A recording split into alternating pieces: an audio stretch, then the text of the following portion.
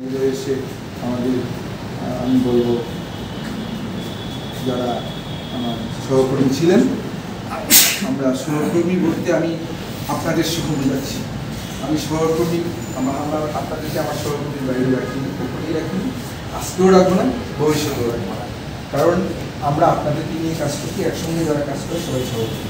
সুতরাং আমি এমন একটা পরিবেশ পেয়েছি যেখান থেকে আমি অনেক কিছু শিখেছি, অনেক কিছু অনুপ্রেরণা পেয়েছি, অনুপ্রেরিত হয়েছি এবং অনেক জ্ঞান আহরণ করেছি, অনেক শ্রদ্ধেয় মানুষজনের কাছে যেতে পেরেছি। অর্থাৎ এই কমিটির আগেও একটা কমিটি ছিল, আমি না স্মরণ না করলেই চলবে না, সেখানে ছিলেন শাহজালাল স্যার ছিলেন মতিন স্যার ছিলেন, খুবই ভালো মানুষ, দক্ষ মানুষ।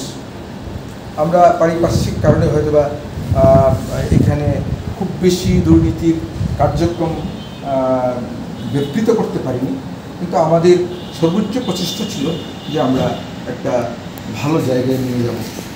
কতটুকু পেরেছি ঝিনাইদহের মানুষ সেটা বিবেচনা করবে, সেটা ঝিনাইদহের মানুষ, আপামর জনতা যারা আছে বা কর্মকর্তা কর্মচারী যারা আছেন তারা বিচার বিশ্লেষণ করবে।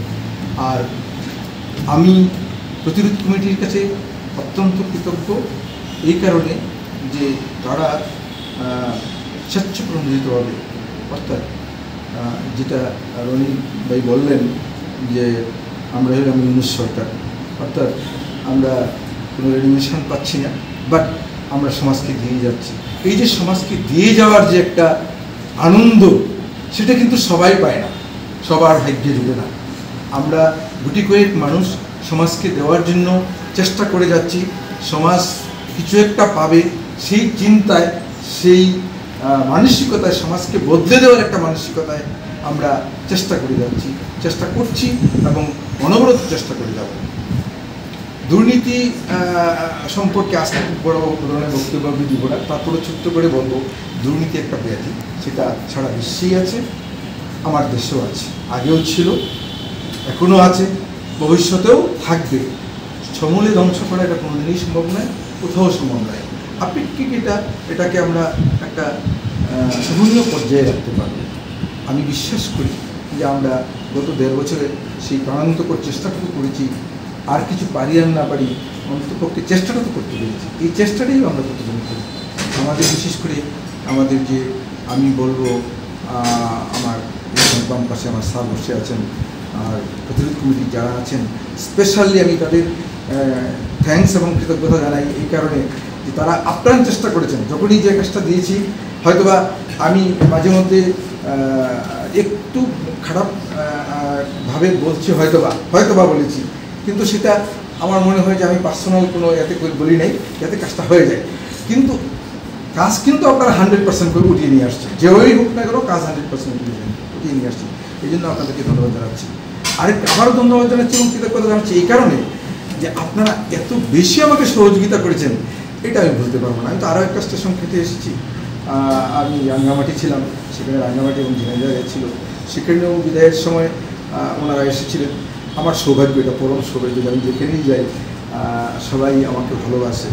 এই ভালোবাসার প্রতিদান আমি হয়তো বা দিতে পারি না, কিন্তু এই ভালোবাসাটুকু আমি যে পাই, কেন পাই আমি জানি না, তবে ভালোবাসেন মানুষজন। এই জন্য আমি কৃতজ্ঞ এবং আল্লাহর কাছে, মহান আল্লাহর কাছে অশেষ কৃতজ্ঞতা জানাচ্ছি। ঝিনাইদহবাসী ঝিনাইদহে আমার যখন পদার্পণ আমি আসলাম, একটা ছোট্ট মানে কিছুই ছিল না, কিছু একটা মানে জাস্ট কয়েকটা রুম ছিল। আমার অফিসার যারা ছিল অত্যন্ত আন্তরিকতার সাথে আমাকে গ্রহণ করলেন এবং এসে আমি বললাম গণশুনানির মুখে। আমি মার্চে জয়েন করলাম, মে মাসের 17 তারিখে হলো আপনার অনুশুনানি, যেমন 18 তারিখে ট্রেনিং, 23 তারিখে আমার ফ্লাইট। মানে এমন একটা টাফ সিচুয়েশনের মধ্যে থেকে আমি গণশুনানির জন্য চেষ্টা করলাম এবং পাশাপাশি বিশিষ্ট প্রতিরোধ কমিটি যে ছিলেন তারা অসাধারণ চেষ্টা করেছেন এবং মানে অসম্ভব কষ্ট করেছেন যে এটাকে উঠিয়ে আনার জন্য। আমি তাদেরকে প্রাক্তন যারা ছিলেন তাদেরকেও কৃতজ্ঞতা জানাচ্ছি এবং ধন্যবাদ জানাচ্ছি আপনাদের মাধ্যমে। আমি ঝিনাইদহবাসীকে বলতে পারবো না।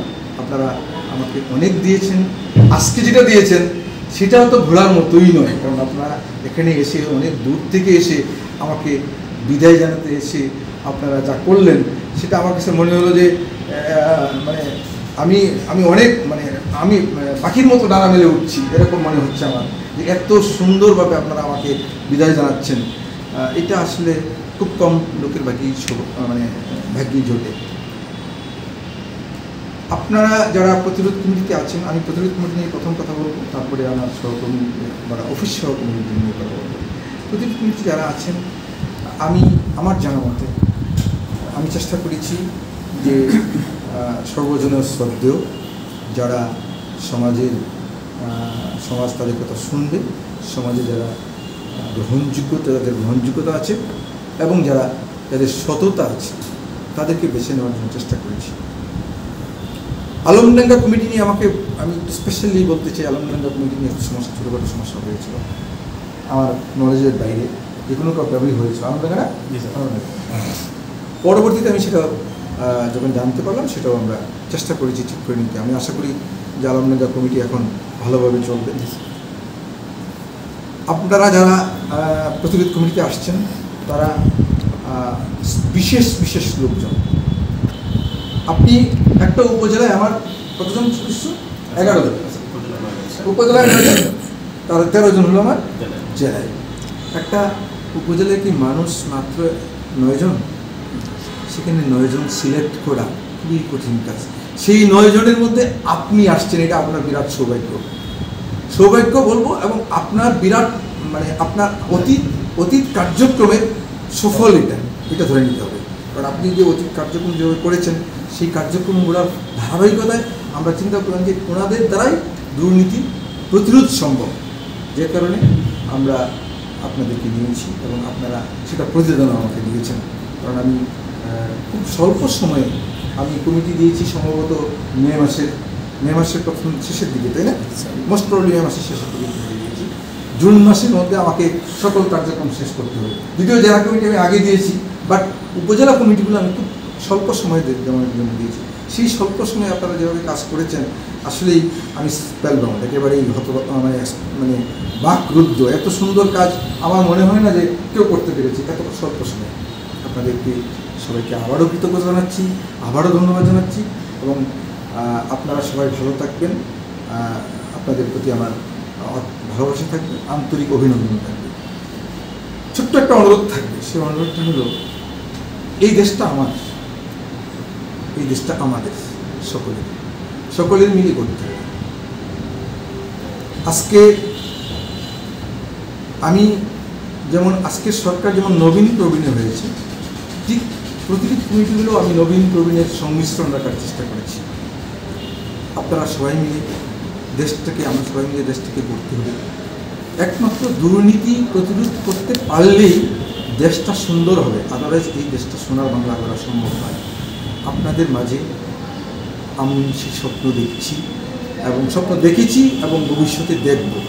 আপনাদের মাঝে আপনাদের দ্বারা এই দুর্নীতি প্রতিরোধের কাজগুলো সঠিকভাবে সম্পন্ন হবে বলে আমি দৃঢ় বিশ্বাস করি এবং অনুরোধ রাখছি যে ভবিষ্যতে আমাকে যেভাবে সহযোগিতা করেছেন, আমার যিনি আসবেন উত্তরাধিকার, তাকেও আপনারা সেই সহযোগিতা করবেন বলে আমি অনুরোধ করছি এবং বিশ্বাস করি।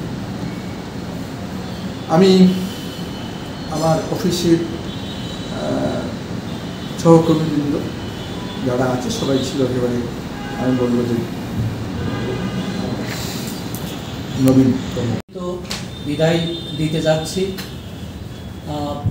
আমি ব্যক্তিগতভাবে এবং যারা বিশেষ করে চাকরি বাকরিতে আগে ছিলেন বা এখন আছেন, আমরা সবাই জানি যে এটি আসলে একটি রীতি, এটা এমন কোনো কিছুই না।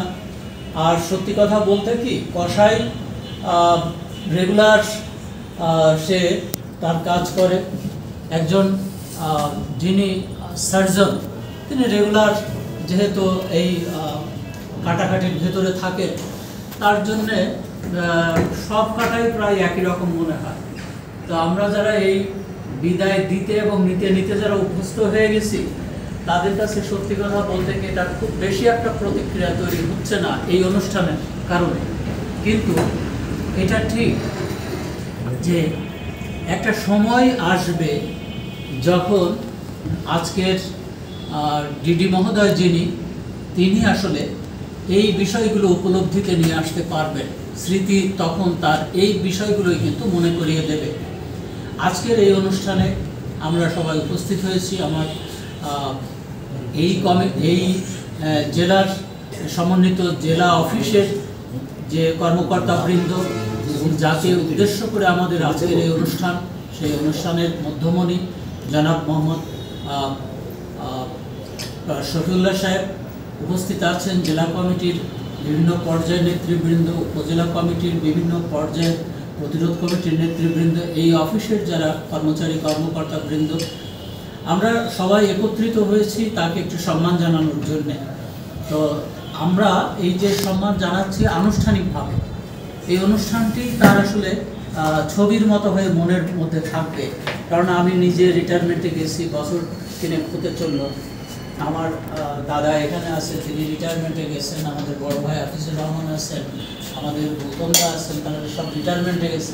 আমার ছাত্রও এখানে আছে যারা এখন বড় পর্যায়ের নেতৃবৃন্দ, তারা সব। তো সব কিছু মিলিয়ে আমরা কিন্তু এই প্রক্রিয়ার মধ্যে থাকি। তো আমরা জানি যে এই আনুষ্ঠানিকতার প্রয়োজন আছে। এর যে প্রয়োজন নেই তা কিন্তু না, এটার প্রয়োজন আছে যে মানুষটাকে আমরা বিদায় দিচ্ছি তার একটা ছবি তৈরি করে দেওয়ার জন্য। এইটা নিয়েই উনি পরবর্তী জীবনে কিন্তু আওড়াবেন, তার জীবনে একটা পাথেয় হয়ে আসলে এটি থাকবে।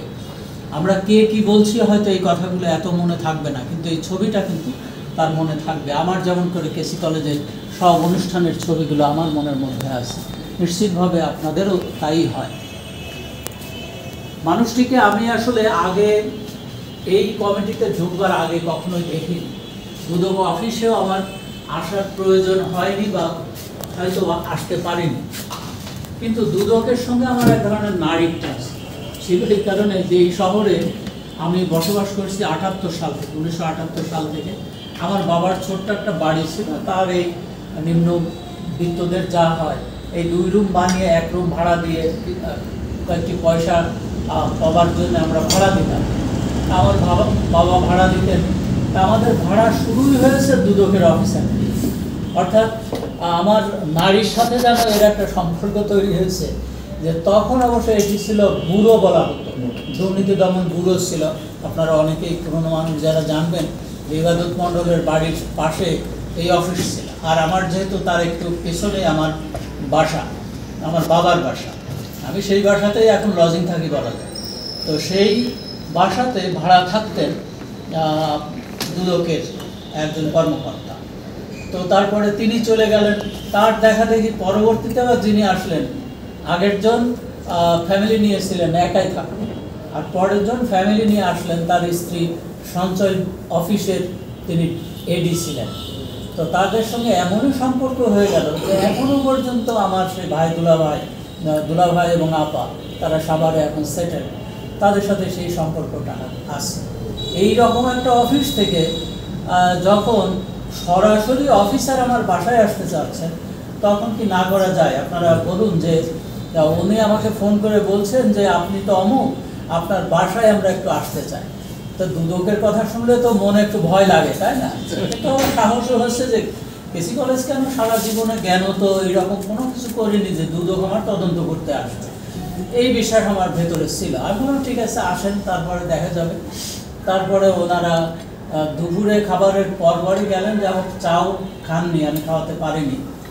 তো বললেন যে এইরকম একটি ব্যাপার, আপনার নাম আমাদের কাছে আসছে, আমরা একটু ভেরিফাই করে দেখেছি, আমার মনে হচ্ছে যেন আপনাকে দিয়ে আপনি কাজে রাজি আছেন কি? আমি বললাম আমি তো কাজই করতে চাই। তখন উনি এই কথাগুলো বললেন। যা হোক একটা পর্যায়ে আরো প্রক্রিয়ার ভেতরতে ওনাদের সঙ্গে আমি যুক্ত হবার সৌভাগ্য অর্জন করলাম। সেই থেকে শুরু করে আজ পর্যন্ত আমি দেখছি, ভদ্রলোককে দেখছি, চিনছি, জানছি, তার অফিসে বারংবার আসছি, আজকেও সকালে এসেই ঢুকেছি। খুব নিবিষ্ট চিত্তে তার সেই স্বাক্ষরগুলো করছেন, এগুলো আমার খুব চেনা অভিজ্ঞতা। কারণ আমি জানি যে আগের দিন বা যাওয়ার সময় এইগুলোই হয়, প্রচুর পরিমাণে সই স্বাক্ষর করতে হয়। সব কিছু মিলিয়ে তার একটি ছবি আমার মানসিকতা তৈরি হয়েছে। যেমনি করে আজকের অনুষ্ঠান তার থাকবে, আমার থাকবে, এবং তার ওই চেহারাটা কিন্তু আমার মনে থাকবে। একজন মানুষ চলে যাবার সময় কেমন করে আসলে থাকেন। তো আমার মনে হয় যে আমরা মানুষ, আমরা এই যে জন্মগ্রহণ করেছি, এইসব পজিটিভ ধারণাগুলোই আমাদের তৈরি হবার সুযোগ তৈরি করে দিতে হয়। সেই কাজটি উনি যথাযথভাবে এখানে করেছেন। এবং দুদক নিয়েও কথা আছে, কেউ কেউ হয়তো বলবার চেষ্টা করেছেন। পৃথিবীতে সব কিছু নিয়েই আসলে কথা থাকে, কিন্তু সেই কথাই তো শেষ কথা না। তা আমাদের এর ভেতর দিয়েই, এটি একটি চলমান প্রক্রিয়া, এর ভেতর দিয়েই আসলে আমাদেরকে স্বচ্ছতার জায়গায় পৌঁছতে হবে। 100% বলতে আসলে কাগজে কলমে থাকে, কিন্তু আসলে কোথাও কোনো 100% আছে বলে আমার কাছে মনে হয় না। 10-এর সাথে 10 গুণ করলে 100 হয়, এই ছাড়া আর কাজ যেখানে আছে, কাজ থাকলে ইমোশন থাকে, ইমোশন থাকলে কিছু ত্রুটি থাকে, কিছু গরমিল থাকবে। এই 100-র জায়গায় পৌঁছানোর জন্য আমাদের সার্বক্ষণিক প্রচেষ্টাটি আসলে থাকতে হয়। দুদকও আসলে সেই রকম জায়গায় যেতে চায়, কেননা দুদক বিদেশ থেকে কোনো লোক হায়ার করে নিয়ে এসে এখানে চাকরি করানো হয় না। তারা এই দেশের মানুষ, তাদের বাপ ভাই বোন তারাও এখানেই থাকেন, চাকরি বাকরি করেন। আমরা একই পরিবারের সবার মানুষ, সবাই একই জায়গার মানুষ। তো সব মিলিয়ে আমরা ওইটুকু চেষ্টার সঙ্গে সামিল হতে চাই যেটুকুতে ওনারা সততার সর্বোচ্চ জায়গায় পৌঁছতে চান। আমরা এই সমাজের মানুষেরা, আমরা সেই জায়গায় তাদেরকে নিয়ে যেতে চাই, মানে তাদের স্বার্থে না, আমাদের স্বার্থে। আমরা একটি সুন্দর সমাজ গঠন করতে চাই, সৎ সমৃদ্ধ সমাজ গঠন করতে চাই, উন্নত বিশ্বের সঙ্গে তাল মিলিয়ে নয়, উন্নত বিশ্বের থেকে আমরা আরও বেশি উন্নততর হতে চাই। সেই জায়গায় আমাদের যাওয়ার জন্য চেষ্টা আছে। আমার মনে হয় যে ঝিনাইদহের দায়িত্বপ্রাপ্ত হওয়ার পর থেকে এই 1.5 বছর ধরে আমাদের কর্মকর্তা, সর্বোচ্চ কর্মকর্তা যিনি, তিনি আমাদেরকে সচেষ্ট রেখেছেন এবং নিজে পেছন থেকে ধাক্কা দিয়েছেন। আমি ওনার থেকে বয়সে হয়তো 4-5 বছর একাডেমিক্যালি বড়ই হব, কিন্তু তারপরেও এটা ঠিক যে উনি আমাকে যেভাবে কি বলা যায় যে অনুপ্রাণিত করেছেন, এটি সাই ফিল করলে হয়তো এটা উনি করতেন না। আমি সেটা প্রত্যাশাও করিনি। আমি এটা মনেই করেছি যে এই প্রেশারটাকে আমাদের যদি না থাকে তাহলে কিন্তু আমরা কাজে এগোতে পারবো না। তো একদিন যখন বললেন যে আপনার জেলা কমিটির কাজ কিন্তু খুব বেশি একটা ভালো হচ্ছে না, বিশ্বাস করবেন যে আমার কাছে তখন মনে হলো যে তাহলে এতদিন ধরে যত কাজ করলাম কেসি কলেজে, তাহলে তো এইরকম হয়েছে মনে হয়, অনেক জায়গায় আমার ভুল আছে। তখন কিন্তু আমি সব কিছু রিকল করতে লাগলাম, আমার ভেতরে এই প্রতিক্রিয়া তৈরি হতে লাগলো। আমি দিনাম দেয়ার সেক্রেটারিকে ফোন দিলাম, আমি দেখো তো তোমার কোন কোন কাজ বাকি আছে। তারপর ও তখন যা হোক খোঁজখবর নিচ্ছে। তা আমার জানা মতে আমাদের যে টার্গেট, সেই টার্গেট, আমি পার্সোনালি কখনো টার্গেট মিস করার লোক না, কারণ আমার সব কিছু একদম লিখিত থাকে, আমি ডায়েরি মেনটেন করে চলি, কোনো কিছু আমি পারতপক্ষে ফেল করতে চাই না। Thank you.